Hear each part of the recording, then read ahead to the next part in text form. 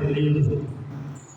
వాడు వయసు వచ్చిన వాడు వారిని అడుగుడు, తన సంగతి తానే చెప్పుకొనగలడు అనేది.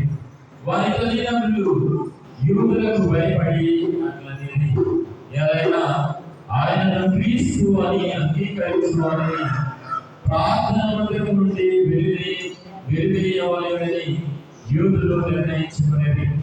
అందుచేతనే వారి తల్లిదండ్రులు వాడి వయసు వచ్చిన వాడు వారిని అడుగుడు అని చెప్పింది.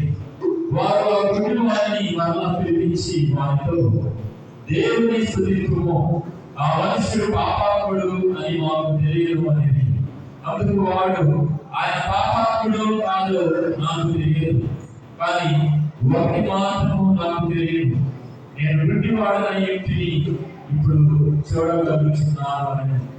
వారు వారిని, అతడు నీకేమి చేసేను, నీ కనులు ఎట్లు తెరచగలవు అని ప్రశ్నించింది. అందుకు వారు, ఎంతకు మునుపే చెబితే కానీ మీరు వినిపించుకోవడం లేదు, మరలా ఎందుకు వినవచ్చున్నారు, మీరు కూడా ఆయన శిష్యులు కాబడుతున్నారా అని సమాధానించారు. వారు వారిని దూషించు, నీవే వారి శిష్యుడవు, మేము మాత్రం మోసే శిష్యులము, దేవుడు మోసేతో సంభాషించినని మేము ఎరుగము, కానీ ఇతడు ఎక్కడ నుండి వచ్చినో మేము ఎరుగము అని. అందుకు వారు, ఆయన నాకు దృష్టిని ఇచ్చెను, ఆయన ఎక్కడ నుండి వచ్చినో మీరు ఎరుగకపోవట ఎంత ఆశ్చర్యకరము.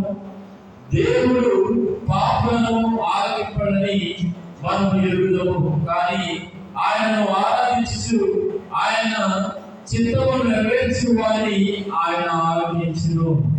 ప్రపంచ ప్రారంభం నుండి నేటి